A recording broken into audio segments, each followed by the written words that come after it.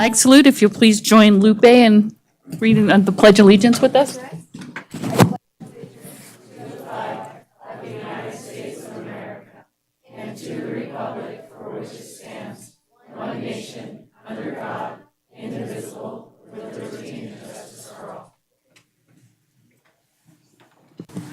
Thank you. Going on to item number 2, adoption of the agenda. So moved. Second. Motion by Mike, second by Joe. Any discussion? Any public comment? Seeing none, all those in favor? Aye. Agenda is adopted. Moving on to number 3, superintendent's report. Mr. Stokes. Thank you, Madam President, members of the board, and all of our guests. Welcome this evening. We are favored tonight to have royalty with us, and I would like to invite Ann Britt, who is our student leadership sponsor, teacher, come forward and talk about some of the students who have been honored at our recent proms.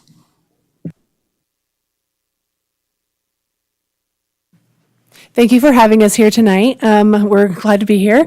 I have one royalty with me tonight. This is Ajanica Moore. She is our senior class prom queen. Our prom king is Connor Kusti, who could not make it tonight. And our friendship ball, who also could not make it tonight, is Jose Rivera and Jessica Bennett. And they wish they could be here. But I'll let Ajanica talk for just a moment. Hi, I'm Sajanica Moore, and I'm the student body historian at Carson High School. And something I just really enjoyed about prom week was putting it all together. I'm in leadership also, so it took a lot of hands on deck and just like getting everything together, getting it situated, and then I was able to get crowned, so I really appreciated it. And then you said some things about after high school.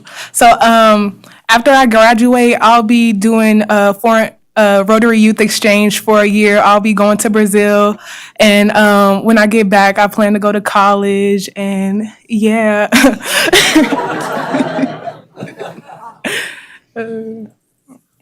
Our theme this year was carnival. We had a carnival theme, and it was actually really popular with the kids this year. We were able to do our father-daughter dance on Friday night, and our friendship ball was Thursday night, and prom was on Saturday. And it was a really fun week for us, a long week, but it was very fun and rewarding. Thank you so much. I heard a lot about the father-daughter dance. That went over really well, and people were really excited. So we appreciate you putting on that hard work into that too. So congratulations and have a great time in Brazil. We'll look forward to seeing you when you come back. Obrigado. All right. Any Thank questions? you. Thank you. Thank you.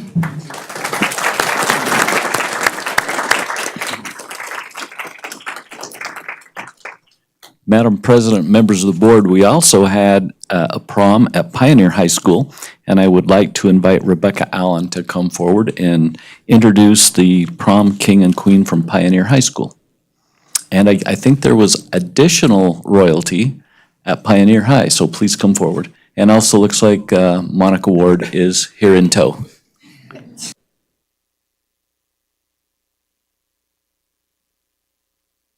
You just need to press the button and while it's green. I'll take 1 second to introduce you. Hi, I'm Rebecca Allen. What?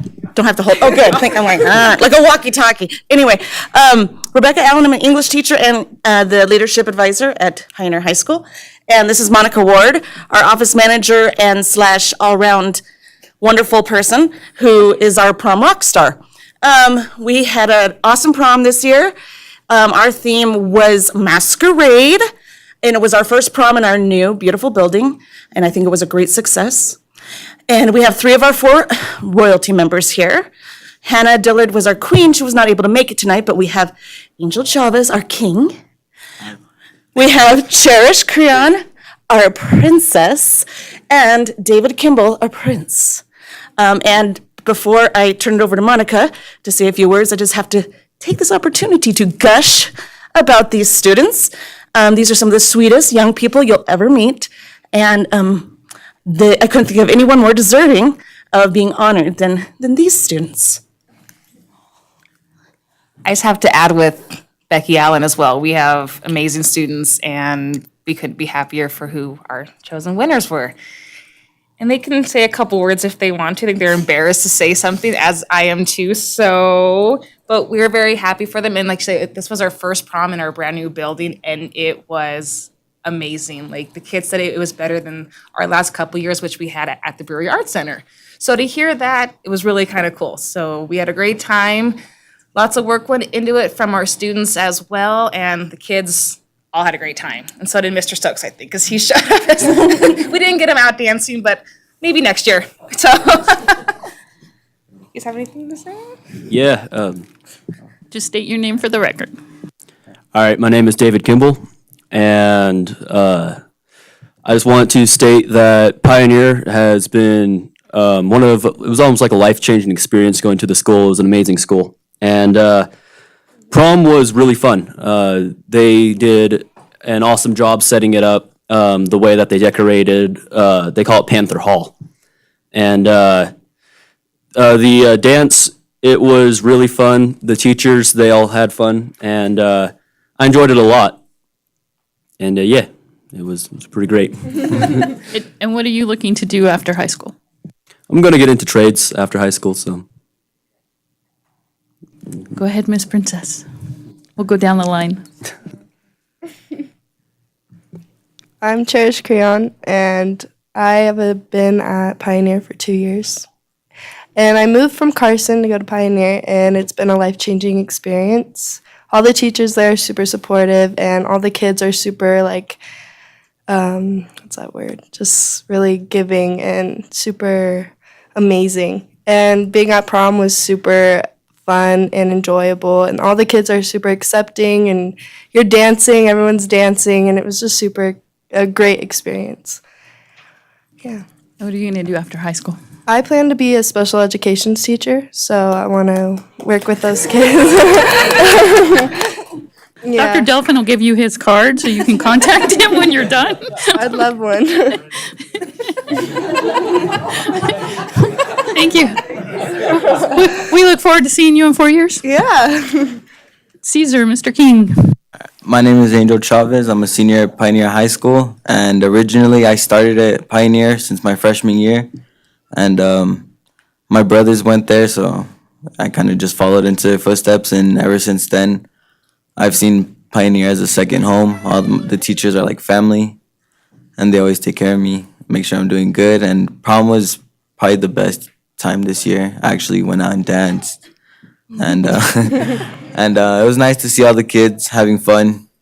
You know, I'm gonna miss high school, and when I graduate, I plan on taking an EMT class at WNT. I heard they have a good medical field, and as a side job, I plan on painting with my dad. Is what I do right now too. Me too. So if y'all need your house Completely painted, understand. let me know. It's a good trade. Yeah. Since you've been there 4 years, what do you think of the improvements that have been made there, facility-wise? Personally, I think it's become a lot nicer with the new building. I'd say the students are lucky to have what they have, and hopefully they get to do stuff like more experiments with the new science lab, PE room, have a lot more fun. We're glad you guys are enjoying it. Any questions for anyone? Well, congratulations and thank you for coming tonight. We really appreciate hearing about that.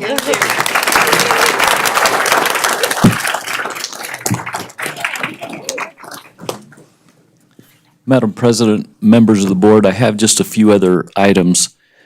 You probably know that SB 543 has recently been daylighted at the legislature. As you know, this is the long-awaited proposed change to the funding mechanism that the state uses for education.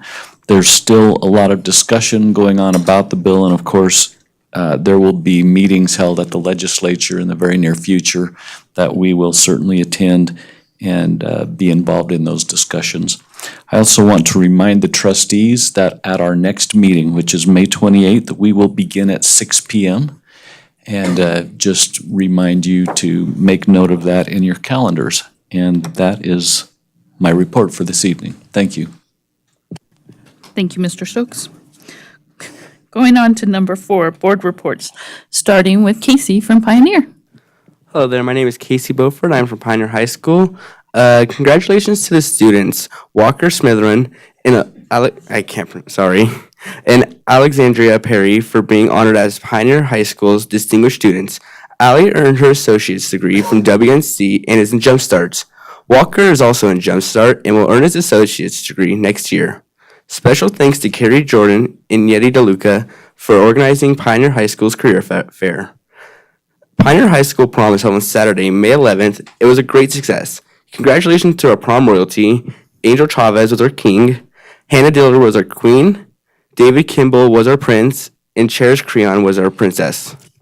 The state science test and EOC tests are happening. If you are testing, make sure to get plenty of rest and eat a good breakfast.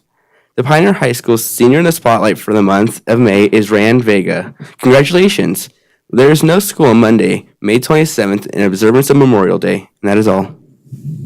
Thank you, Casey. Ms. Crossman? Richard? Yes, Boardwalk Bray, on May 21st, they're having their gate showcase in the multipurpose room, and it starts at 5:30 p.m. Then on May 22nd, they're having their volunteer tea. This is the opportunity they take to thank their volunteers who's helped them throughout the year. And then on May 23rd, they're having their spring band concert. That starts at 6 p.m. and it's in their garden area. And they recommend that everyone bring a chair or a blanket so they can sit down on the ground and listen to the concert and enjoy it. And then on May 24th, they're having their pajama day. So all the kids will be dressed up in their pajamas for the day. And maybe some of the teachers also, I'm not sure. At Carson Middle School, tomorrow morning at 7:45 a.m., they're having their coffee with their counselor. And this is for the incoming sixth grade student parents. They set that aside for tomorrow. Then on May 17th, this coming Friday, they're having their award ceremony for their students, and that'll be held in the gym. And I didn't write the time down, so I'm not sure what time that occurs. I'm sorry.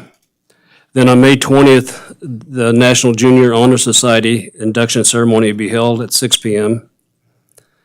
Then on May 21st, they're having their PTA meeting at 3:30 in the library. And then on Thursday, May 23rd, they got a lot of activities coming up. They're having their seventh grade reward field trip to Roller Kingdom. Then on May 28th, the sixth graders get the reward field trip to the Galaxy Theater here in town. Then on May 28th, they have their STEM showcase night in the cafeteria. And that's my report. Thank you. Lupe? Okay, I have a report for Empire Elementary School. I just want to commend the principal, Ms. McGuires, and her staff for coordinating their first parent gala dinner. They did a magnificent job. They had a wonderful turnout. And I just appreciate, seeing a diverse group of families come together and enjoy a beautiful celebration. They invited me to speak and to inspire the families, and it was just an honor to be there with them. So thank you. That concludes my report. Thank you. Joe? Let's see, I just wanted to recap. I attended, as did Stacy, the Ormsby County Education Association banquet, and we had. I did too. Oh, I'm sorry. I didn't see everybody. I just snuck in at the I was- end because I went to I the was- gala first. I was trying not to create a quorum. We didn't sit together though. No, that's right. But it was a nice night, and two of our students, one was my daughter, but Sophia Cassiopo and Shady Joseph were the recipients of the OCEA scholarship, so that was nice to see. A lot of teachers got recognized for their hard work, so it was really a nice night. Just wanted to make a few announcements. Carson High School fall play, if we have got any actors or backstage technicians in the audience. Peter and the Starcatcher is what is gonna be the fall play. And auditions are May 22nd after school in the Black Box Theater. And you can get packets at the theater from Mr. Macy, Mrs. White, or Mrs. Gardner. So if you're interested, it's a lot of fun. Some of our high school students are involved actually here in Gershwin's Crazy for You. So if you like musical theater, this is the last weekend for it, Friday, Saturday, and Sunday. A lot of kids from the school district are involved in it, so it's always nice to see. Jumpstart commencement ceremony is going to be Monday, May 20th. So anybody who has friends or family, we have several students that are going to be getting their associate's degree on Monday. So it's pretty exciting. Of course, Carson High School commencement ceremony is Saturday, June 8th. We'll put another plug in for that at the next meeting. And I think that's all I had for tonight. Thank you. Dawn? A few announcements from Seeliger Elementary. Tomorrow morning, 7:45 a.m. is the final PTO meeting in the library. Next week, the 23rd of May, at 6 p.m. is their spring band and choir concert, and that's at the school in the all-purpose room. The 31st of May is Field Day. That's a regular event there at the elementary school, and June 3rd at 9 o'clock is the fifth grade promotion. Also, a couple of announcements. Carson Middle School will have their final spring concert. It'll be in two parts. The first one is on the 21st at 6 p.m. there in the all-purpose room cafeteria. And then the second part concludes the next night, the 22nd. Also on the 22nd in the community center, the high school band concert will start at 7 p.m. Mike? So I just wanted to start with a couple appreciation pieces. So I wasn't here to wish Renee a happy Administrative Assistance Day. So she does a lot of great work for the board. And I know personally, I'm not the easiest person to track down. And she texts me, she calls me, she emails me, she makes arrangements to meet me after hours. So we appreciate everything you do. And also last week was Teacher Appreciation. And I want to thank all of our teachers for their hard work and contributions to our school district and the students they serve. I think about a week ago, Mrs. Kima and I attended the Counselor Advisory Council, and it was a good discussion about the role of our school counselors and how it is evolving, and the way we view that work and what it really is changing quite a bit. And we talked a little bit about the real need for counselors in our elementary level. And so that's something that at some point when we have the funding and the means, I think we're going to need to revisit that issue. And that concludes my report. Just a couple things. It was a busy 2 weeks for me. I went to the 21st Century Awards at the Boys and Girls Club, and that's always an exciting time to see those kids that are struggling get awards and showing up every day after school and working more on schoolwork. So that was really good. And they have a really, I don't know if you've gotten it yet, but they put together a really nice book for you, Mrs. Kima, to thank you for all your hard work with that grant and that organization. And for the Boys and Girls Club to host it, that was really nice. Also like to thank the Educational Foundation for running the school rodeo and the staff at Fritch for doing that. We really appreciate it. It was our first year event. It went really well. Hopefully next year we'll have more participation, but we're thankful that we had sponsors and the NDOT there. It was really a nice event, and it was a beautiful day. Mrs. Crossman was there. And then, as Lupe said, we attended the gala at Empire, and it was a tremendous event. That was just amazing event with the parents there. And Mrs. Torres and the ESL staff was just great and had spaghetti there. Missed the food at the OCA banquet, but it was worth it. But I'll have to tell you, the most amazing thing was hearing Trustee Ramirez's story and the way that she talked and told it to these families and to these elementary kids, and everybody was glued. And it inspired everyone, including me. It was just tremendous, and I am so glad you're sharing, and I'm hoping that you'll just keep sharing that story and keep working that goal, and because it made everybody tear up. It was really good. And then Joe and I just came from the EDU ceremonies with 34 people that actually are getting college credit, so that was exciting. And then I'd be remiss if we didn't take a moment to send our prayers and sympathies to the family of Assemblyman Tyrone Thompson. He tirelessly worked for education, especially for groups that weren't championed a lot in this state. So we're going to miss him a lot, and we just send our prayers and sympathies to his family. So, and with that, we will move on to number 5, association reports.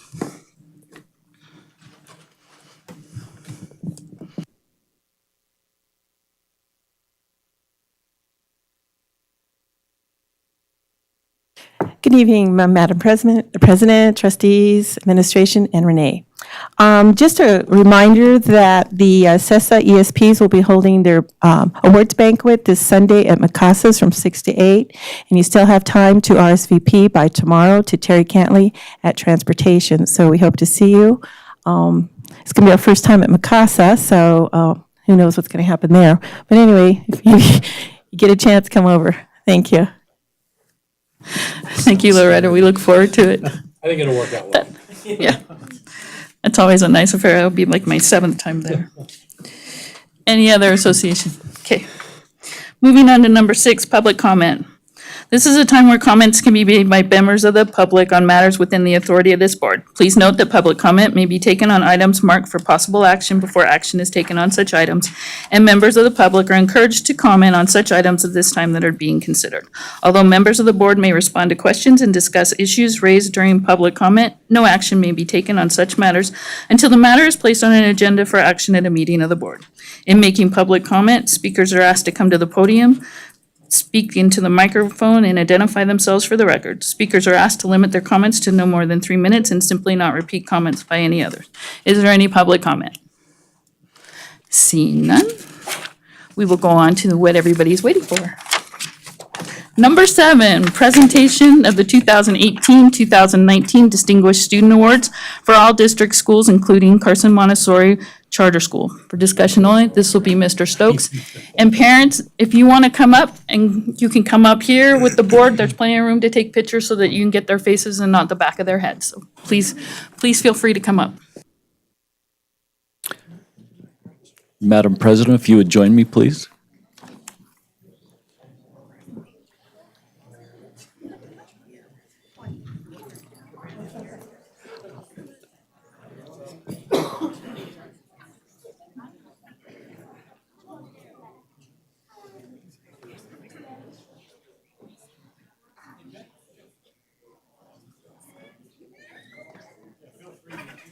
Keep going.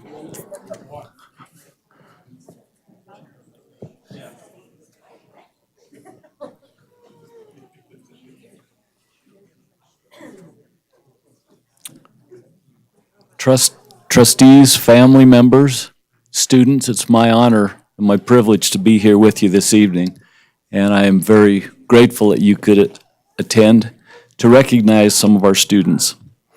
Every year, thousands of students attend school in our school district. Each student has specific talents, qualities, and experiences that help to shape their character. Tonight, we are honoring students who have been selected by their school principals as having specific qualities, skills, and characteristics that distinguish them at their school site. The word distinguished in the English language implies that there is something special about a person that can be recognized or identified from others by unique features or characteristic qualities. The word also suggests that subtle or very small differences that are good or honorable also set a person apart from others. This definition is being used tonight to honor students from our school district who have set themselves apart from their classmates by their everyday actions and their contributions to our schools. These students are those who are good scholars. They have good attendance. They're honest and trustworthy. They have courage to make good decisions. They are good teammates. They have patience. They're helpful and obey the rules. They are on time and they're nice. They protect others, and simply put, they help make the school a better place to be. The students being recognized tonight have demonstrated that they have these qualities. Our students are being honored should understand that the business owners and citizens of our community value people with these kinds of characteristics. In fact, individuals who have these qualities make good employees. They become managers and supervisors. They hold positions of responsibility and importance. They are sought to participate in civic activities, provide service in their communities, and help and support those who are in need. On behalf of the trustees of the Carson City School District and the principals of our local schools, it gives me great pleasure to introduce our distinguished students for this school year. We will recognize the students in pairs from their respective schools, and as I read our student's name, please come forward, and our school board president will present you with a very nice medal in commemoration of this recognition. We will also ask at the end of our presentations for all of our students to come back to the front where we can get a group photograph with the trustees. And so at that time, parents, you might want to funnel back around so that you could get a photo from the other side. So without further ado, I have asked our president, Stacy Wilkie McCullough, to actually present the medals that we have for our students, and I hope that you'll forgive if I happen to not say your name well, but I'll give it my best shot. So from Bordewick Bray, we'd like to have Sandra Nealon, please, come forward, and also Spencer Dale.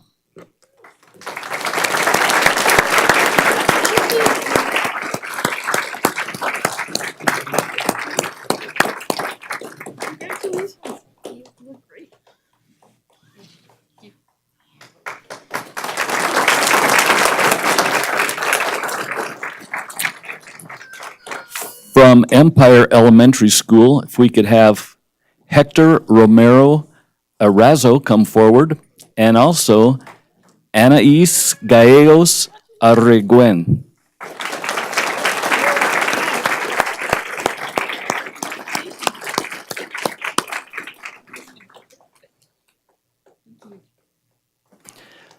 Our students from Fremont Elementary, if I could have Nora Schultz and Danny Galvez Hernandez come forward.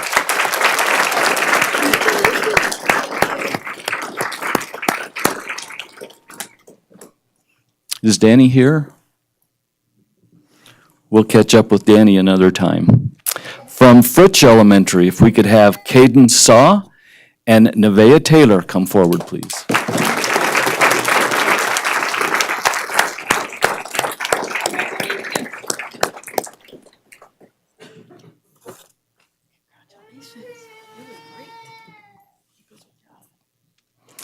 Our next distinguished students to be recognized are from Mark Twain Elementary, Yahir Marquez Martinez and Naira Nava Rivera, please come forward.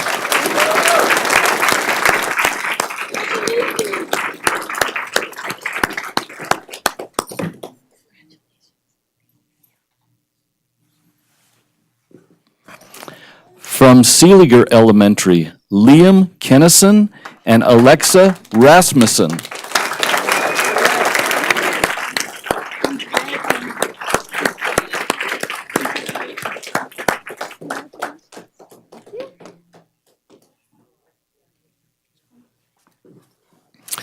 Next, from Carson Montessori, Yorelise Rojas and Cassidy Latham.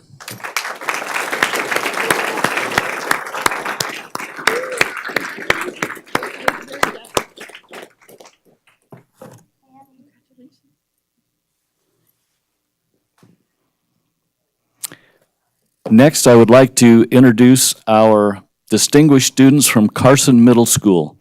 If I could have Jeffrey Franco Trejo and Macy Wilson come forward.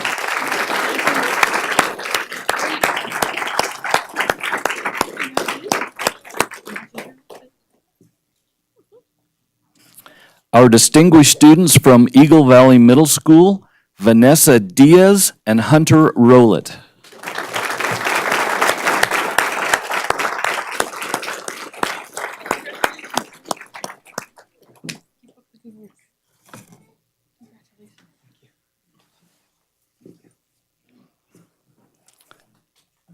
Our distinguished students from Carson High School, Leonardo Rodriguez Melgarejo and Jasmine Riediger.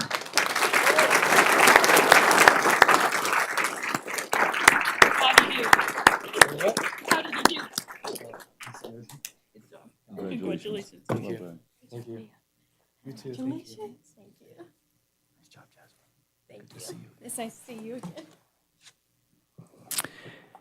And our distinguished students from Pioneer High School, Walker Simmeroth and Alexandra Perry.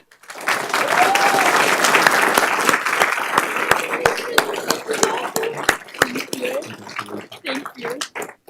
Congratulations. Keep up the good work. Well done, thank you. I'd like to invite our distinguished students to come back to the front of the room, and if we could have the taller students in the back against the rostrum, and then we will try to direct you so we can get a photograph.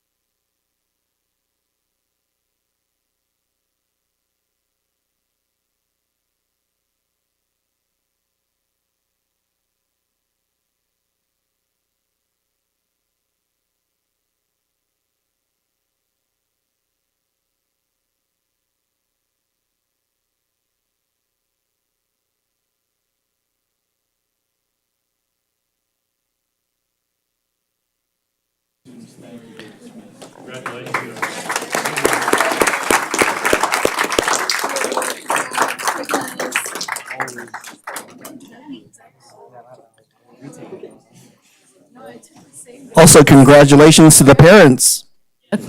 Yeah, thank you, parents, for bringing them tonight. We really appreciate it. And we'll go ahead and take a 2-minute recess so you guys can get out of here so you don't have to listen to our boring policies.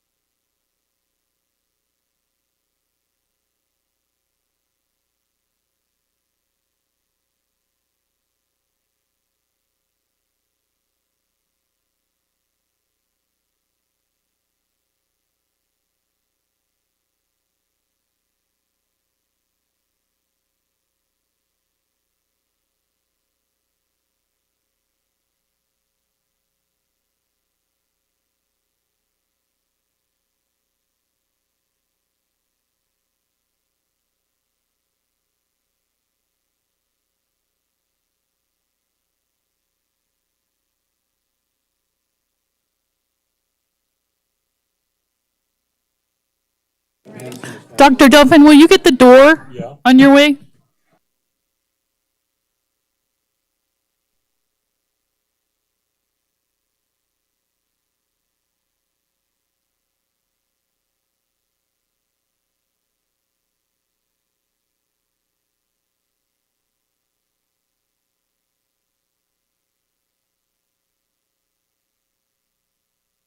Okay, I'll go ahead and call this meeting back to order.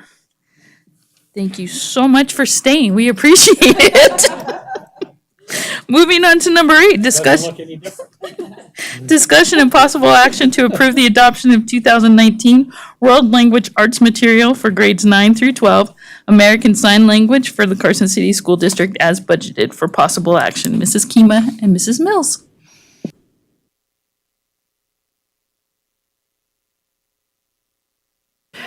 I've talked to you. Susan Kima for the record. Mrs. Cynthia Mills was to be with us this evening, and she's the 6 through 12 implementation specialist for English language arts, but she is home ill today, so we said health first. And Mrs. Marianne Weaver, our high school American Sign Language teacher, is here with us this evening. So we are happy to present to you selected instructional materials for our district's high school American Sign Language courses. American Sign Language also has an acronym. It's ASL. So as we're talking through this presentation this evening, you'll hear us maybe not always say American Sign Language, but maybe saying ASL.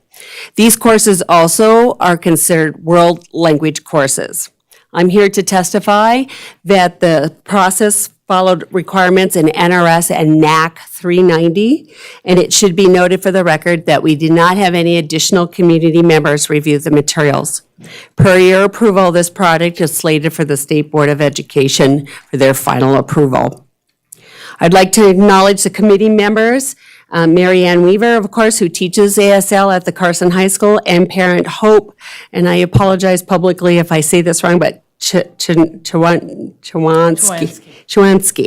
for their work and dedication into selecting materials that not only fit the curriculum needs of our district, but also support a transition process to WNC, Western Nevada College's ASL program.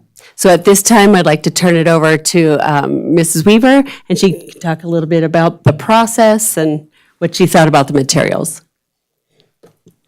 Hi, my name is Marianne Weaver. I am the ASL teacher at Carson High School. This is my 7th year teaching American Sign Language there.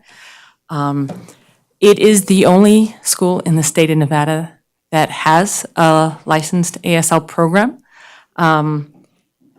And it has been an absolute privilege to be a pioneer in this process. I have been part of Carson City School District for 20 years now. I taught math for 13. We had an opportunity when we added the AB 55, but at the time it was 45 class, to add more electives, so I threw it in. They asked and said that you needed 25 students to have it go. We had 129 the first year. This year is the lowest amount. I only have 200 students. But it's a program that I'm very proud of. The kids, my upper level classes are increasing, so the desire to stay and continue has increased as well. And as Ms. Kima had mentioned, our students have the opportunity to challenge Western Nevada College for credits. They have AM 140, which is American Sign Language 1 and 2, and then AM 141, which is American Sign Language 3 and 4. And for $50, when my students challenge, we have a 100% pass rate, and the students get all 12 credits for $50. Once they complete their first semester at Western Nevada College, all 12 credits are then transferred. If the students did not have the opportunity to enter in until their junior or sophomore years and they only took 1, 2, or 1, 2, and 3, they can also challenge those classes and move into the next level at WNC. One of the girls, I don't know if you had noticed, she was one of my former students and is excelling at Western Nevada College, so I greatly appreciate their opportunities at Diane Hillard and I have been able to get the kids, Cindy Frank, who initially helped me out getting this done. And so through the process, I had never gone through the process of textbook adoption because the first time I had to fundraise. But that's okay. We do what we have to. And so first, I'd like to thank you for this opportunity to be able to get the curriculum for all 4 levels. The current curriculum that we use is the previous edition of the book that you're looking at. It was published in 1988. It is 30 years old. The 2 thicker books, that pink book that you have, the level 3, that one in your left hand, that was the size for all 12 units for level 1 and 2. They now have 1 through 6 and then 7 through 12 separated with more in depth for each unit. It also has history component for each section, and as part of the world language, history is a requirement for our state standards. And this one has the resources per chapter, so the students will be able to be exposed throughout the school year to fabulous deaf people who have contributed to our community. For instance, the person who created shorthand is deaf. The woman who founded Girl Scouts is deaf. So these things that people don't know about are contributed by deaf people who wanted to make the world better despite not being able to hear. It was an interesting process. I've never seen so many forms for the books, which is fun, and I appreciate Cynthia Mills for her assistance in it because I wasn't quite sure how to approach them. And then we had a parent and a student take the books home, review the books, and I gave the student, because she was a level 3 student, so she has the experience. Sorry, can you guys hear my phone ringing? No. My phone is ringing in my ear. I apologize. For the record, Susan Kima, the product that you're looking at is called Signing Naturally by Dawn Sign Press, just for the record. I apologize. I too have hearing aids, so it was ringing in my ears. I don't know if you heard it or not, but it's in my head. So this, another reason why this is a little more close to home. 3 years ago, I caught a virus, 5 years ago now, caught a virus, and I started losing my hearing. So it's a plot to infiltrate Carson City with people who can communicate with me when I go deaf. So it's all good. But sincerely, it is a beautiful language. It brings out the kids who are afraid to communicate verbally. We have students who are mute at the school, and they have come in. We have had students from Fallon and Lovelock commute or move here because of the program, and it is the first place that they can communicate with peers. It's a place that they're safe and they're not alone, because once you hit my 3-4 class, everything is signed. And so they're not alone. Everybody is the same in that class, and it's something that I think is valuable for these students. And with these textbooks, it is the only textbook series that completes 1 through 4. There are only two publishers at this point with American Sign Language. Master ASL only did 1 and 2. Signing Naturally does all 4. I also went to a Facebook ASL teacher quorum and asked them what they recommend, and those are the only choices that we have, just to make sure that I didn't miss something in my research. And they either do 1 and 2, the Master ASL, and then they have to transition back to Signing Naturally, because it is the only one that goes all the way through 4.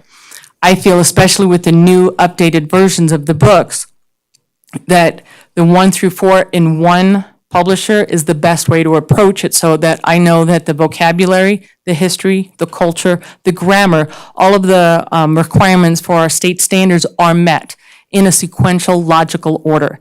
And this was the only publishing that satisfied all of those. Serena Chowansky is my level 3 student. She and her mother Hope were gracious enough to go through the materials, both the old one and the new one, so that they can compare the difference. And Serena, who has gone through the curriculum with the other one, appreciated the pictures with actual people as opposed to the drawings, if you notice in the yellow and the pink book, that the illustrations are drawn. And American Sign Language, 70% of the language is your face. It is a visual language, and if they cannot see that, it's just a best etch drawing as opposed to a human's expression. A picture paints 1,000 words. So we have both gone through it. I went through it. At the end of each unit is, as Hope had put, a mini dictionary for the kids to refer back to so that they constantly have the units. The language and the vocabulary are tied by topic: family, school, history, jobs, occupation. So there's a set focus for each of the students. I find that the books are well organized, and as you can see the difference in the thickness, that it is more in-depth than the previous editions, and I would appreciate the adoption of this textbook for my students. Thank you, Ms. Weaver. Any questions, comments? Seeing none. Well, we appreciate it. We know you've inspired because we came from that EDU 101, and one of the interns actually did their thing in sign language, their internship in sign language. So it's a great program, and you've grown it very well, and we really appreciate all the hard work and dedication you've put into it. It truly is my pleasure. The kids, especially the kids who keep coming back and wanting more. My favorite point at every year is when the students have their first encounter with a deaf person. They come back, I met a deaf person. Because a lot of my students, especially my sophomores and juniors, are getting their first job. They're going out into public, and they're able to help customers that would not have been helped prior to that time. And I asked them how their first experience went, and I went blank. I said, your brain falls out of your head, and that's okay. But the next time that they meet them and they know that there is somebody who can communicate with them, even if it's on a basic language with my ones and twos, they see a willingness. And with the increasing deaf community that we have in Carson City, it's a thing that I think is beneficial to a lot of the public because businesses also benefit. Schatz has one of my former students, and they have regulars who come in during her schedule. I have kids who work at Kohl's, at Target. One of my boys actually today, Manraj, came up and said that he had his first interaction with a deaf person, and he was able to help them out. And the fact that he was the one who was able to do it as opposed to anybody else at the store gave him a little more pride that there's a purpose to it. There's an application outside of the classroom. I have students who will be EMTs, teachers, wherever they go. This is an application that they can use outside, and it is valuable.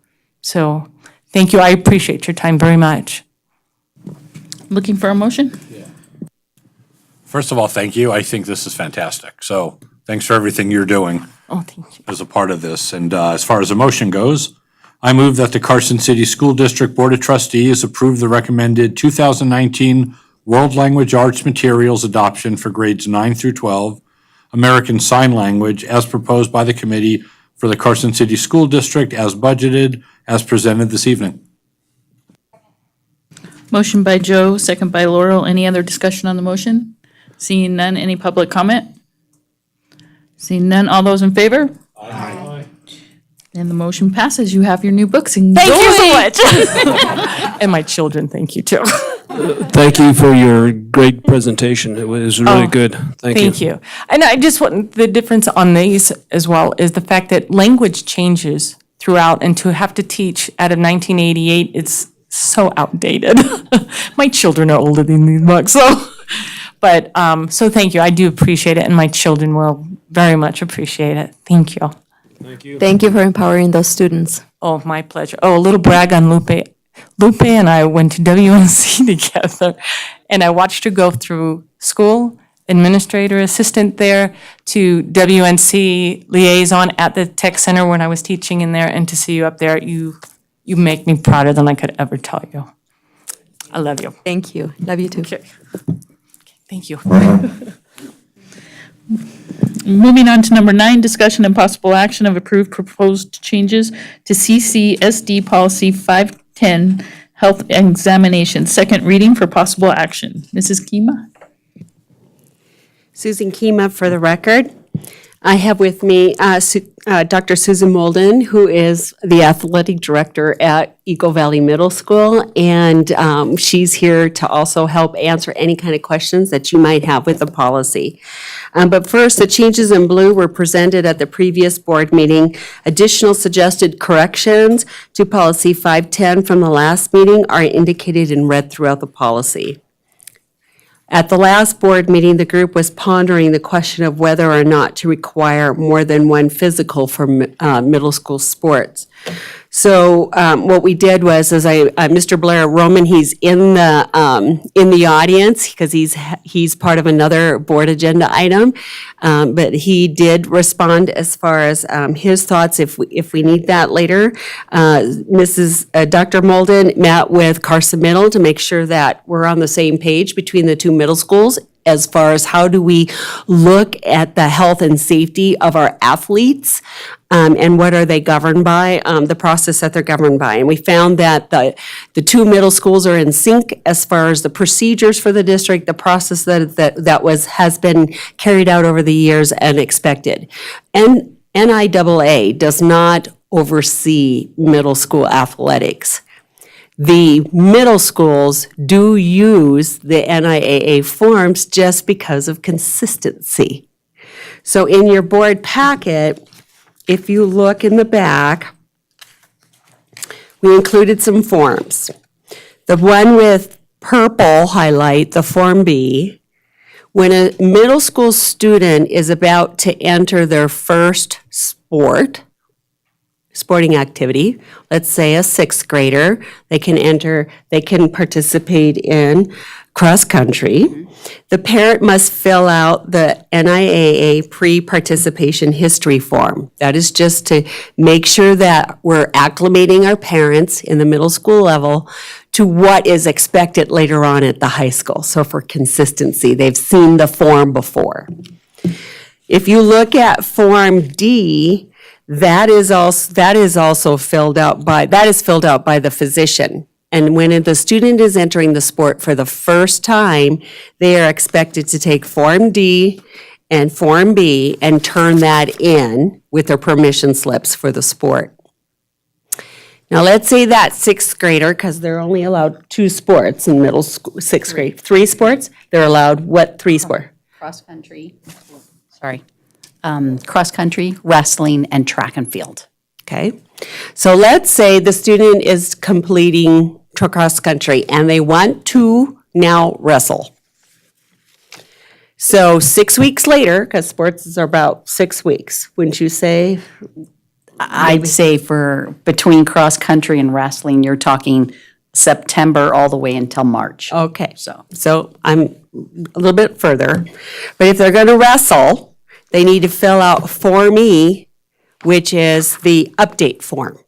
So even though they had their physical for September, they need to fill out an update form in March. And then after that, if they want to go out for track, they have to fill out the update form again. Every time a student goes out for a sport, they have to fill out that update form.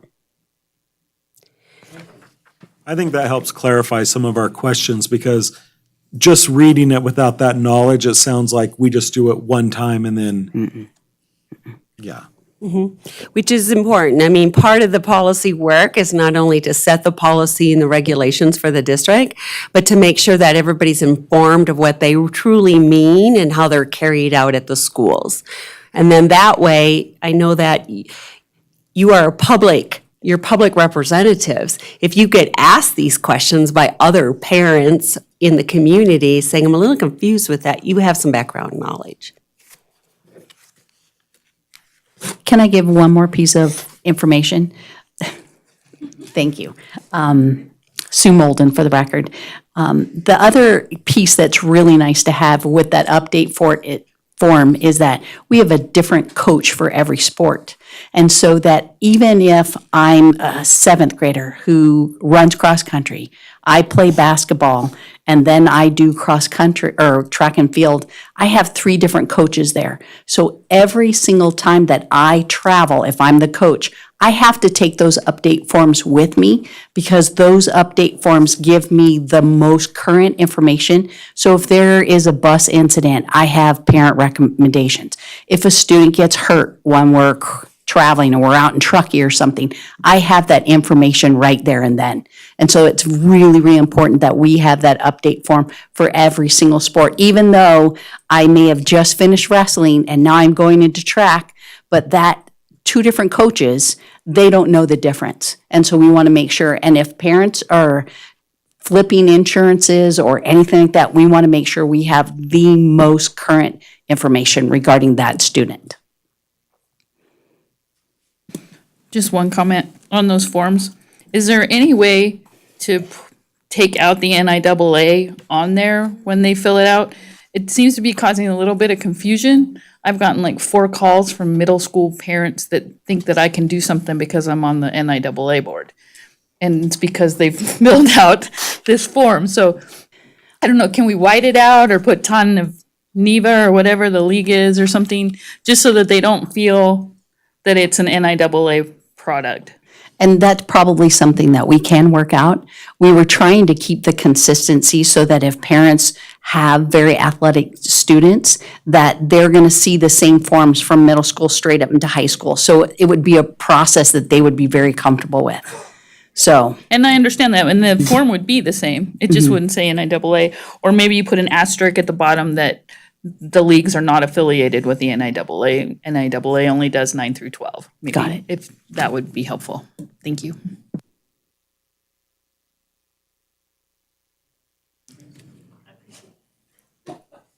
I move that the Carson City School District Board of Trustees approve. Yeah. Oh, go ahead.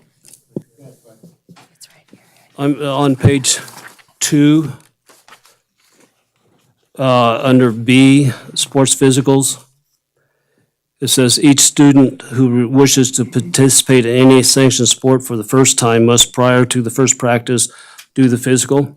Correct. But it doesn't distinguish between middle school and high school. And if I'm not mistaken, in high school, you have to do it on your first year, and your 3rd year, you have to take a physical. And I'm wondering if there should be some clarification on that between middle school and high school. So if you look at the, under that same section, A, B, and then the red that was crossed out, with the, if we didn't uncross that out and added that back into the policy where it talks about the students who participate in sanctioned sports in the middle school must submit to a physical examination. And students who participate in sports in high school must submit to a physical every 2 years. Would that delineate, would that make it look a little clearer? I believe it would. Because NIAA requires the first year and the 3rd year if they participate in 4 years, and some of the athletes do, right?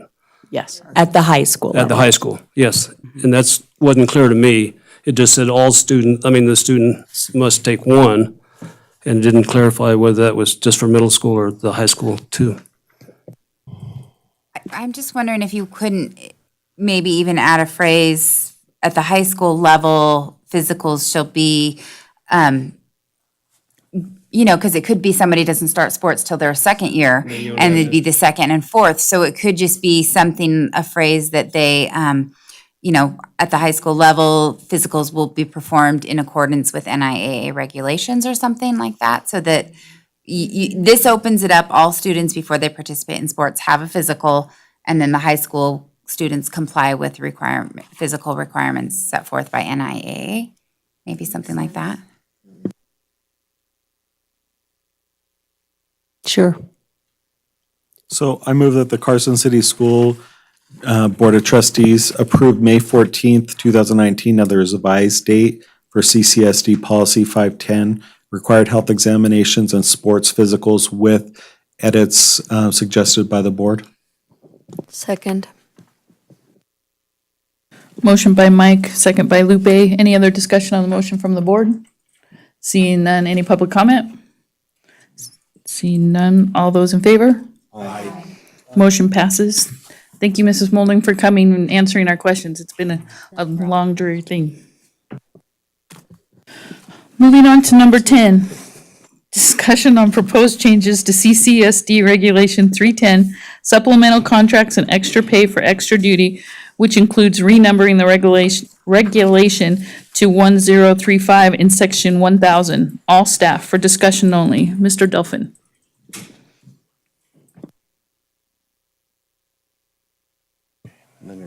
State your name for the records, guys. Jose Delphin for the record, and I'm here to help with the discussion on our renumbering on Regulation 310.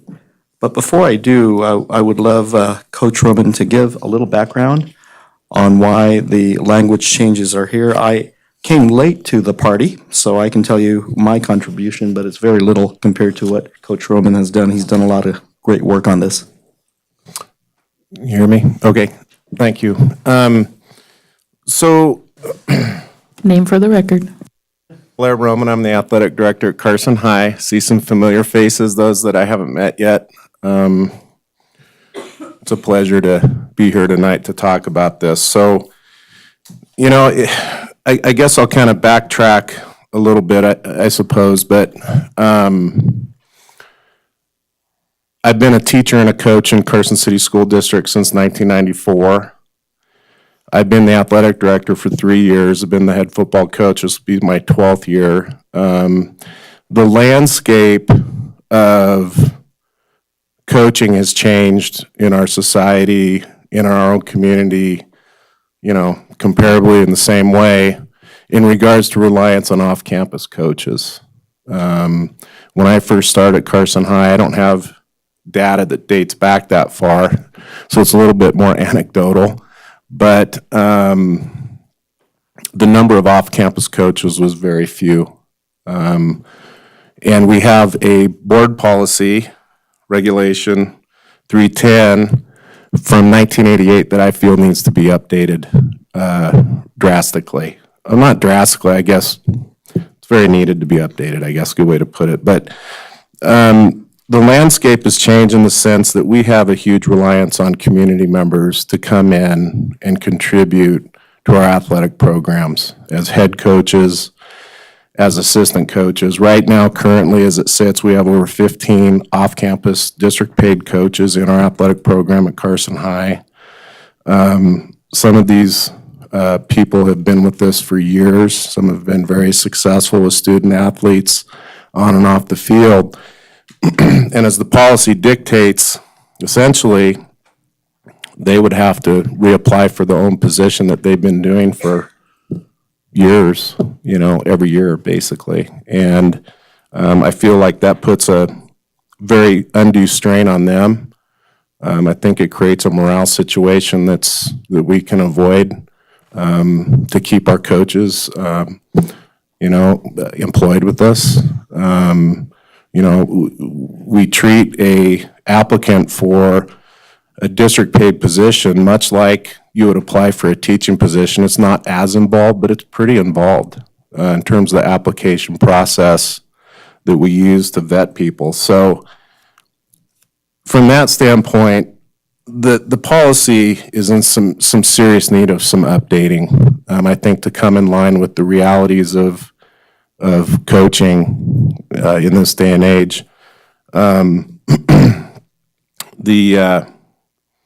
You know, the other big justification in my mind that is really important in terms of the wording on this policy that we're discussing tonight is the idea that we're able to, I guess for lack of a better term, engage our community better to get qualified people who can make a great contribution to the high school to come in and coach. I mean, really in the final analysis. So, you know, these are the challenges that we see in the profession nowadays, not only here in Carson, but throughout our country. And I think it's a much needed change. So I'll take any questions or turn this over to Mr. Delphin. So, Mr. Roman, when we have community volunteers who serve as coaches, how closely is that monitored or supervised? And I think just last week there was kind of something in the news about a coach in Washoe County. And so, you know what I mean? I'm just, how closely are these people supervised really? Well, the positions that I'm talking about they're considered a district employee. They receive a coaching stipend for the services they provide. Mark can speak to this too, as athletic administrator over there, in terms of supervision of coaches, falls on me, on him, on our principal, and our administration over there. And that's something that we deal with, in terms of the situation you're alluding to, it's an unfortunate reality of our education system in that regard. So I would say the oversight is excellent, in my opinion. So Trustee Walker, anyone who's volunteering for the school district still has to go through our background check. So we do at least a little bit of that. Even our non-paid volunteer coaches are vetted through the district and overseen and evaluated by their head coach, but also by me as the athletic director. Yep. And the reason I'm bringing it to the 1000 series is because of what Coach Truman indicated, that we would prefer a district employee, a teacher, or a classified staff. As he stated, it's getting tougher as more things are on everybody's plate, and people do get tired of coaching after a while. So we do have to rely on our community. And many of our coaches, Coach Roman, you can correct me if I'm wrong, are part of our community, have coached little ones, and I've seen them growing up. I've been with them since they were toddlers probably, and now they're in high school. So they're not just anybody, they're folks that we know. They're our next door neighbors, go to church with us. So they come with good qualifications. Yeah. Yep. I think that's part of another thing to point out with the policy and the way it's worded as well. Like Mr. Delphin said, I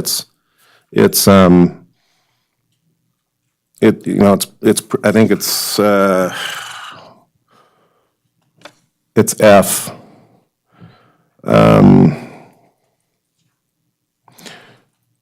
On the second page, it's clause F, with respect to the award of supplemental contracts for NIAA sanctioned sports, applicants from certified staff will be first considered. That's in line with the original language of the policy. And quite frankly, I think in running any athletic department on a campus, you would want to probably have that in mind as a common practice in terms of the interaction and constant interaction with kids at school, maintaining eligibility, motivation, discipline, all those kinds of factors that come into coaching. Obviously, an on-campus teacher has those considerations. And then it says applicants from the classified staff will be considered if the position is not offered to a certified applicant. So it goes on, and we have had some classified staff, if it hasn't interfered with their normal job duties, that have been awarded these stipends before. And then in G, it goes to the district reserves the right to award special contracts to community members who demonstrate a special skill or ability desired for that particular sport or activity. Okay.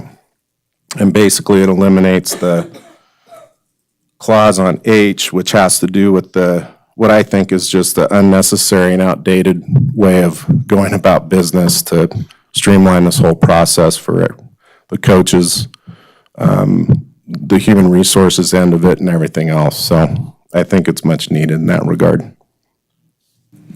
And I would agree, Mr. Rowan, and appreciate you bringing this to our attention, because we didn't know this was going on, and we know there's been some great coaching and some great programs built by ones that aren't certified teachers. So we're very appreciative of their time and their efforts too. Yeah. Mr. Varner? So are we. Yeah, right. I was wondering, paragraph E and paragraph F seem to have some redundant language. Yeah. Do you want to leave it that way, or can we clean that up a little bit so we don't repeat some of the same wording? Sure, absolutely. Maybe there's a way to combine the two. Combine them somehow, because it pretty much says the same thing, both Yeah. paragraphs, and the way I read it. Yeah, I would agree with that, and especially in the original policy, I think Mark would agree. It kind of combines all supplemental contracts with NIAA supplemental contracts, which are coaching positions. Because we have other supplemental contracts in our district that aren't coaching. You know, it could be student leadership and those kinds of things, so. I was thinking that's probably why it was broken out, because you do have supplemental contracts. Your middle school coaches aren't going to fall under NIAA. You're gonna have the Lego robotic clubs, if those clubs Yes. are going on those maybe supplemental contracts as well, that wouldn't fall under the same thing. So even though it's redundant, they are two different. Exactly, Laurel, and that's kind of what I thought the redundancy had to do with, was to try and apply that to all supplemental contracts and then kind of narrow it down in the next clause to NIAA as well. I think sometimes being a little bit redundant is okay, because what you don't want is to have these nebulous things where people are trying to figure out what our intent is. So, I mean, Right. as clear as we can be is great. Your music teachers that stay after and have extra stuff like that, all of that.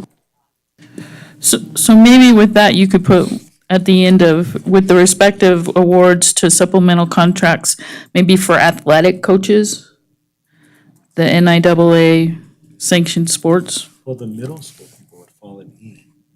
Correct. Oh, yeah, okay. And So other should just supplemental, so for example, I mean, in my mind, correct me if I'm wrong, Mr. Dolphin, it would be band director, choir director, you know, these positions at our high school that are, exactly, all of those types of positions as well would fall under E.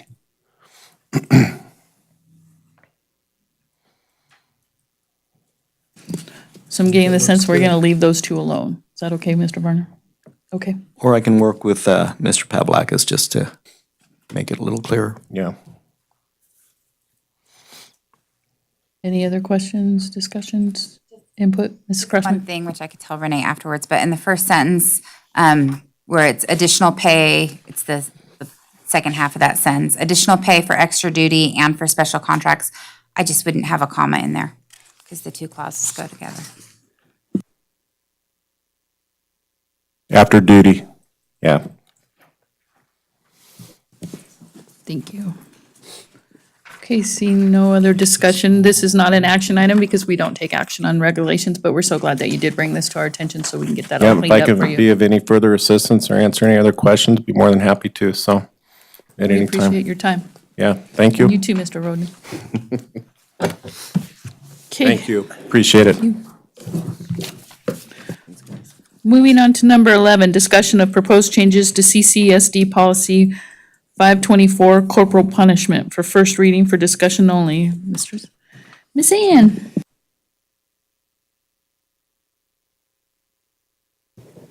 Good evening, President Wilkie, trustees, staff, member of the public. I'm here this evening to read to you the first reading of an update to an existing policy on corporal punishment. Nevada revised statute prohibits the use of corporal punishment in schools. This is just a routine updating of the policy, reviewing of existing policy language to see if it required any updates. And on review of the policy, we noted that the NRS numerical reference had changed from 392.465 to 392.4633. The practice of the school district has been to replace the verbiage pupil with students, and the law as it is currently written prohibits corporal punishment on behalf of anyone, not just a licensed teacher. So we've removed the word teacher and replaced it with persons. So I'll just read it out loud to you into the record. In accordance with NRS 392.4633, the Board of Trustees of the Carson City School District decrees that corporal punishment shall not be administered upon a student in the Carson City School District. This policy does not prohibit any person from defending themselves if attacked by a student. As used in this section, corporal punishment means the intentional infliction of physical pain upon or the physical restraint of a student for disciplinary purposes.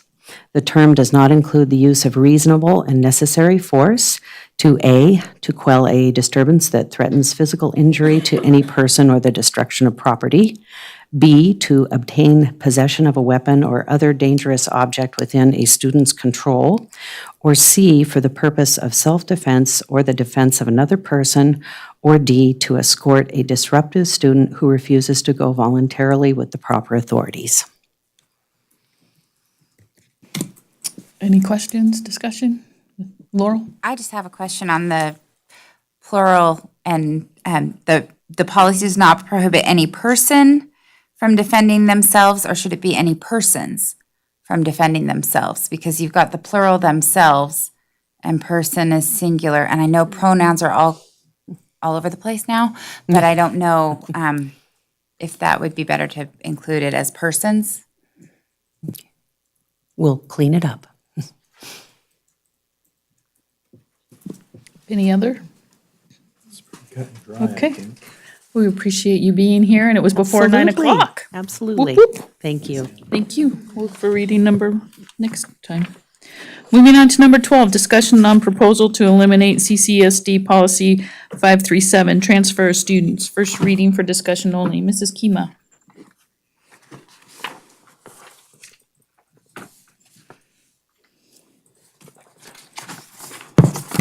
Susan Kima for the record. I recommend the elimination of policy 537, transfer of students.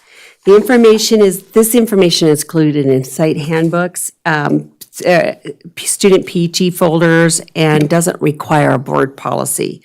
While there are model practices for students who transfer classes, actual procedures rest with school leadership and the type of staff that they have employed at each school. And frankly, in the 11 years that I've been in this position, not once have I had a phone call on this 1998 policy. I haven't, so that's any discussion. Questions for Ms. Kima? See, none. That was an easy one. Thank you. Glad we're cleaning all this stuff up. Appreciate it. Moving on to number 13, discussion on proposed changes to CCSD policy 543.1, prevention of sexual misconduct towards students, which includes renumbering the policy to 1031 in section 1000, all staff. First reading for discussion only. Mr. Delphin, Dr. Delphin. Okey-dokey. So here we are with moving the policy from 543 to all staff again, because we are trying to cover every adult who works or comes in contact with any of our students, hence why that numbering change. And I think you can see the bold and where it's been striked out to encompass, again, any adult that has any interaction with our students to keep them safe. Any questions, Mr. Walker? So just a quick question, and it's a minor one, but wouldn't district employees include your administrators and officials? I mean, I'm not sure we need that. I mean, they're certainly in that group. Susan Kima for Unless the that's the record. law, how the law reads, I'm wondering. Would we want to say by all district employees?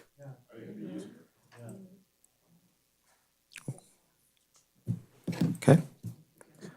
We'll strike out administrators. Would officials include, like, I'm trying to think of what officials might be. What about like your refs or? Your officials would be like Mr. Stokes, Mrs. Kima. But we're district employees. I think also school trustees would be officials. I mean, we're certainly covered under the law as So well. we're saying leave officials in? Yeah, because Okay, we're not yeah. necessarily employees, but we are officials, Okay. you know. And then I just had a question on it with it saying the district. Do we want to say the Carson City School District for consistency, or the Board of Trustees of the Carson City School Districts, just so that we're the same? Consistency, I think would Yeah, be good. and I think there was a different, maybe there was another one earlier that. Would you want to say that on the very, where it says the district, put the first one? First one time, and then you can call it the district you can refer to it as the district after you introduce who it is. Sure. Thank you. Any other changes or comments? Seeing none, we appreciate it. We'll see you back next time for reading number 2.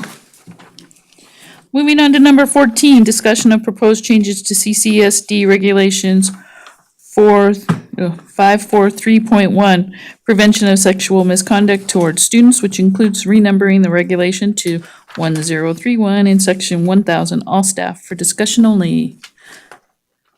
Dr. Delphin, Mrs. Kima. Want to flip a coin, Sue? Or? Either way. We'll have Sue go first since you went first last time. Okay. Susan Kima for the record. As outlined in agenda item 13, regulation 543.1, prevention of sexual misconduct towards students, addresses adult forms of harassment or sexual misconduct towards students. With the assistance of Mr. Pavlakis, Dr. Delphin, the language was updated to reflect revisions to the Nevada revised statutes, along with other grammatical changes.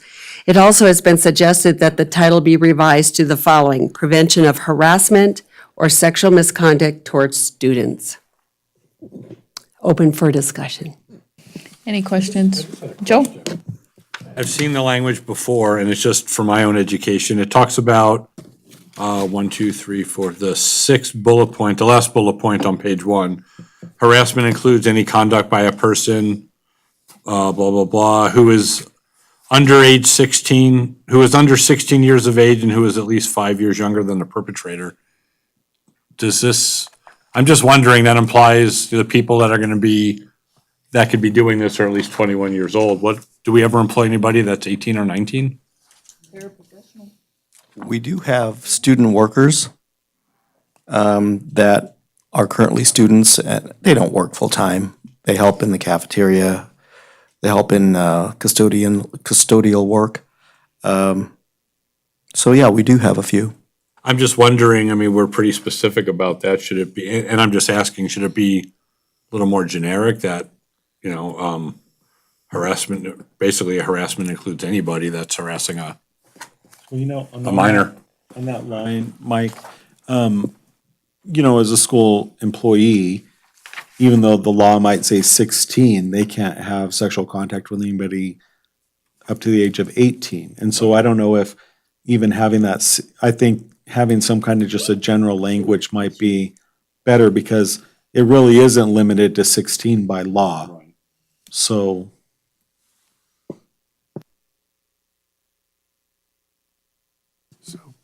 Maybe just delete, cause a reasonable child, and then delete everything down to feel terrorized.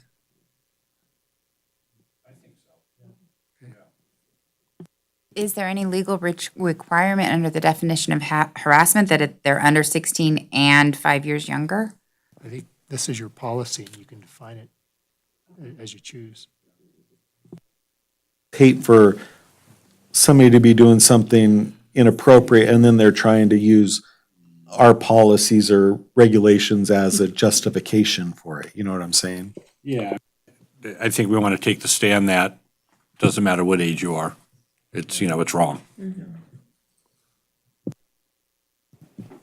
Anything else? I think the only thing, just to do the same thing that we did on the last one in that top part and just have by all district employees and take out administrators, just to keep with consistency. And probably start with Carson City School District. Yeah, that one too. And But that- I had a second thought about the administrators though, because I don't want someone reading this and just, we're identifying all the people, and I know administrators are employees, but sometimes if the general public reads this, they might think, oh, this excludes, I don't know. There's a part of me that kind of wants to identify administrators specifically, just to make sure that we're holding, that whoever reads this knows that we're specifically holding administrators accountable as well. Yeah, I don't have a problem leaving it in. I like the general language only because, who are we accidentally missing? If you get a paycheck from the district, aren't you a district employee? Everyone, all employees.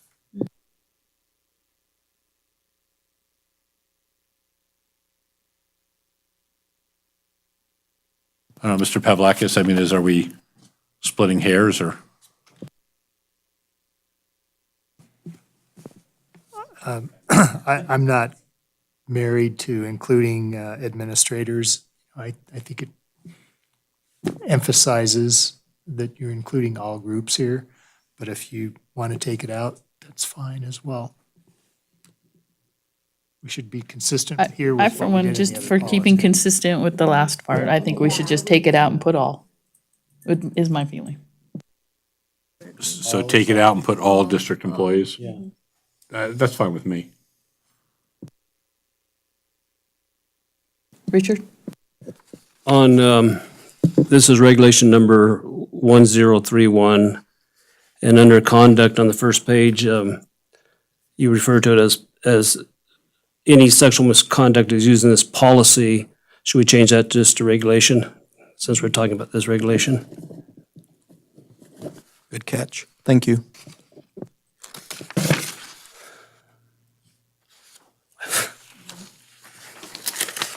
I hate to do this, but That's why we do, that's why we go over this. Everybody's got a different set of eyes. on the, I guess next to the last page. I guess it'd be page 3, yes. Under investigation,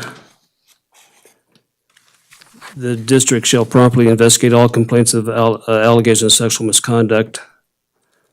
I'm just wondering, for discussion, maybe it doesn't need to be in here, but if someone's accused of wrongdoing of a sexual nature, are they notified in writing that there's been a complaint filed against them? So we go through a process, Trustee Varner, where if there's information that I have to investigate, that they can have a union representative with them. It's a 24-hour notice typically, in case it does lead to discipline. So there are things in place, practices, protocols that we've been doing forever, Okay. if you will, so that it definitely protects the rights of the employee. Okay. I just was curious to make sure that they're being notified and Sure. that they're under investigation. And just to add, it is in writing. It is a letter, 24-hour notice, investigatory letter, so that Okay. they have a copy as well. Good. Then under reprisals, I just had, the district will not tolerate any form of retaliation. And then it says, if they assist another in filing a complaint or provides information during an investigation. When I read that, coming from a law enforcement background, I guess, should it be truthful information? Because somebody could provide information that was totally false, misleading, and just trying to get somebody in trouble. But then yet you're saying that if they provide that untruthful information, there's no reprisal. So I'm just wondering if truthful should not be left in there. Mr. Pavlakis?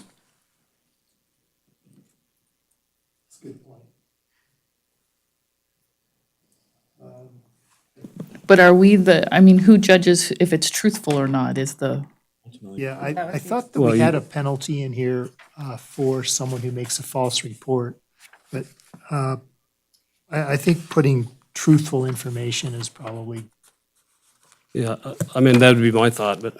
If you're looking at where it talks about filing a false report, it's in the paragraph right above district action. It's in that section there, so I don't know if that makes a But difference. I think it's the difference between filing a false report, right, and then providing false information in an investigation. So 'Cause, in, you could be the one that doesn't file the report, but still provide false information.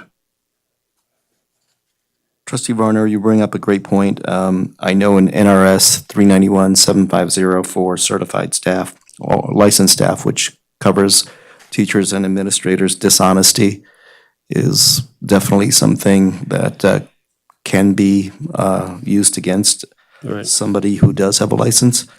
We also have progressive discipline in the classified manual with regard to dishonesty as well. So there are repercussions for being dishonest amongst our employee groups. So, I agree with Richard. I think that I don't see a problem with leaving that in there because, I don't want people to think that they could get mad because they're reassigned to a different grade level and make a claim or, any crazy thing could happen. Right. And so I think the truthful part, I think that he raises a good point about that.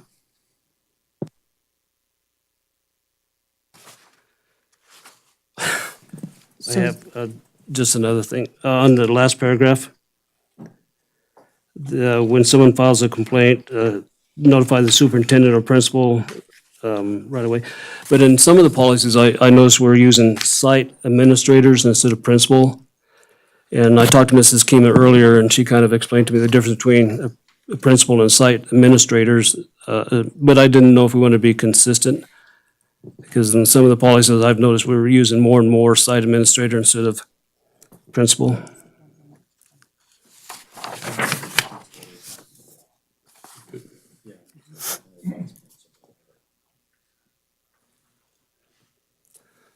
So I'm sorry, Mr. Pavlakis. Unless there's a reason to specifically call out the principal, I think site administrator is more consistent with what we've been doing. And I have one more thing, I promise, and that's it. It's all good. It's only 8:30, you're good. Okay, 8:30, so I can keep going then. You have till 8:33. Oh, okay. I can do this in under 2 minutes. Under training. And it says that, it talks about they'll receive initial training session. Then it says new employees will be offered an opportunity to discuss its contents during orientation. Do we need to put that in there? I think that's probably just, they're going to do that anyway, right? But the biggest one I had was when we tell them that we're going to give them a receipt of the policy. Since this is such a major policy in my mind, I would recommend that we put that they'll sign acknowledgement of receipt and then add the language indicating they have read and understand the policy and regulation. That's a That way great they can't come addition. back later on and say, well, yeah, I received it, but I didn't understand it, or I didn't read it. So we just have them acknowledge that they have read and understood it. I second that motion. Okay, I'm done. Great suggestions. Yeah, don't ever be afraid to keep bringing them. It's not, that's why we put them out there, because everybody's got a different point of view. And with your background in law enforcement, I think that's very important, especially to issues like this. I think it's very helpful to have you bring up these items. So we do appreciate it. So don't ever say, I'm sorry, or I'm going to bring up another one, unless it's 10 o'clock and then I'm cutting you off. But just saying. Then you really have to apologize. Yeah, then you'll be apologizing. Or Mike, because I'll be leaving. Okay, any other suggestions or questions? Mr. Stokes? Madam President, members of the board, if I could just go back to our last discussion at the bottom of page 3. I understand the reason to try to stay consistent when we talk about site administrators, but I think in this particular case, where they're talking about notifying the superintendent or principal, those two positions do have a certain level of responsibility.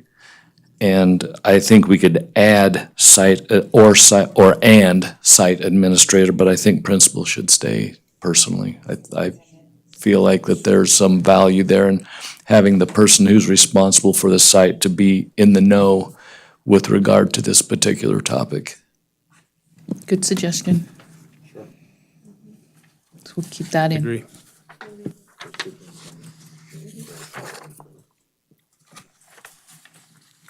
Any other discussion?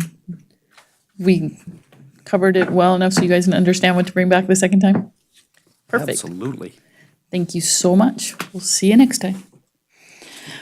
Moving on to number 15, approval of the consent agenda. So moved. Second. Motion by Mike, second by Joe. And any board discussion? I have a pecuniary interest in item A, and I will not be voting on this item. So seeing no discussion, any discussion from public? Seeing none, all those approve? All those in favor? Aye. Boy, get that close, I thought we were gonna be here a lot longer. I'm so excited. Moving on to number 15, informational items. If you'll notice, Renee was nice enough to make us all copies of the NASB award nominations. We'll yet again try to start doing this earlier, especially when site administrators are in session. So start giving some thought, put some feelers out there. I don't know how many innovative educators we have, but we got 2 in a row. We're going for number 3, three-peat. So look that over and start working on that. It'll take your mind off the budget. Moving on, does anybody have any questions about the informational items? Seeing none, moving on to 17, requests for future agenda items. And this would also include the joint meeting with the supervisors, if anybody has any. Yes, Mike? So I would say, and this is something for this summer, not necessarily the next meeting or two, but I think it's time to formalize the presentation of our district employee of the year and staff member of the year. I think that, I'm sure I'm not the only trustee who has received some complaints about some presentations at the last one, and I think it's time to put something formally in place and make sure it doesn't happen again. I was just thinking sometime this summer after we do the budget to maybe bring the NASB award nominations as an agenda item. If everybody wanted to have a discussion on that. And then another item coming up is Mr. Stokes' contract goes through the end of June next year. And that is something that we'll have to start discussing with him and looking into as well. I think he's told us that he's not coming back, so we need to start looking the other discussion. You can discuss all you want, Laurel. We can discuss, it's like trying to discuss Sue not leaving, and that didn't work out real well either, so he's given us plenty of time, so, but I think that's something this summer when we've got some time that we need to discuss that as a board of how we want to proceed, where we want to open it, who we want to look at, and what qualities and qualifications that we want to look, so that would be something to keep looking at. Richard? Mrs. Kima, do we have a policy on the senior projects, how they're to be conducted or anything? That is not a board policy. It is a specific school project. So Carson High has specific rules and business rules written down, and they have the packets to give kids or their families on what's the expectation and the process. So it might be something you can bring up with Mrs. Fusion, if you have concerns Yeah, I or think I'd like to questions. do that because, I've judged them several times now, and some kids go into a lot of work, put a lot of work into their projects, and then others that I've judged, not so much, let me put it that way. Well, and one of the things just to kind of consider is that the part you don't see as a judge is that some of those kids have learning disabilities or other things that might interfere. And so I mean, there is a little bit of it. Every kid in the community goes to that school, and so I think that they probably try to have policies which allow for all of them to be successful. But I think that it's a good discussion to have with her and kind of get that insight of how they handle that. Yeah, I think so. And depends on the kid.